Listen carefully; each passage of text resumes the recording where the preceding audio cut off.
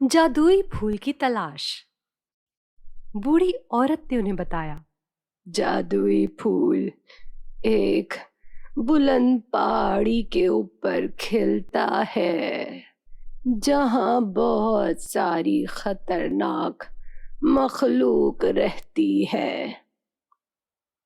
उसने उन्हें दुरुस्त रास्ता दिखाया और मलका रानी और उसके सिपाहियों को दुआ दी कि वो कामयाबी से वापस आए। मलका रानी और उसके सिपाहियों ने अपनी मुहिम जारी रखी।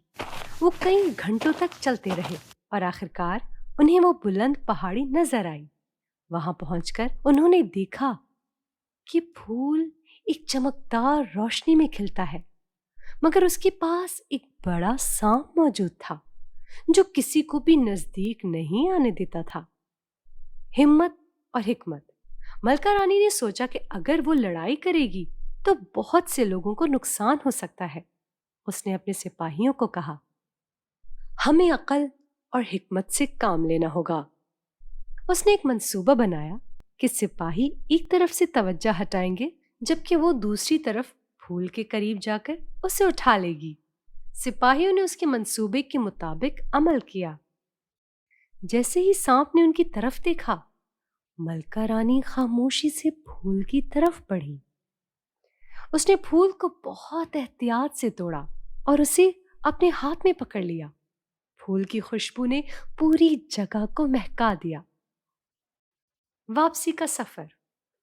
मलका रानी और उसके सिपाही खुशी खुशी वापस जाने लगे। जब वो जंगल से बाहर निकले तो बूढ़ी औरत उन्हें दोबारा मिली। उसने उन्हें जादुई फूल देखकर मुस्कुरा कर कहा, मैं जानती थी कि तुम कामयाब होगे।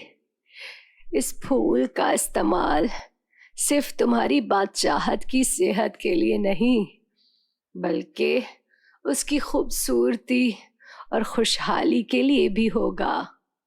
मलका रानी ने अपनी बादशाहत में वापस आकर उस जादुई फूल को अपने लोगों की सेहत के लिए इस्तेमाल किया। उन्होंने इस फूल की ताकत से न सिर्फ बीमारियों का इलाज किया बल्कि अपनी बादशाहत को मजीद खुशहाल बना लिया।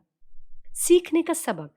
मलका रानी ने सीखा कि दूसरों की मदद करने से ही हकीकी खुशी मिलती है। उसने बूढ़ी औरत की मदद करके एक अहम सबक सीखा कि इंसानियत की खिदमत ही सबसे बड़ी कामयाबी है। उसने इस तजुर्बे को याद रखा और अपनी जिंदगी में हमेशा दूसरों की मदद करने की कोशिश की।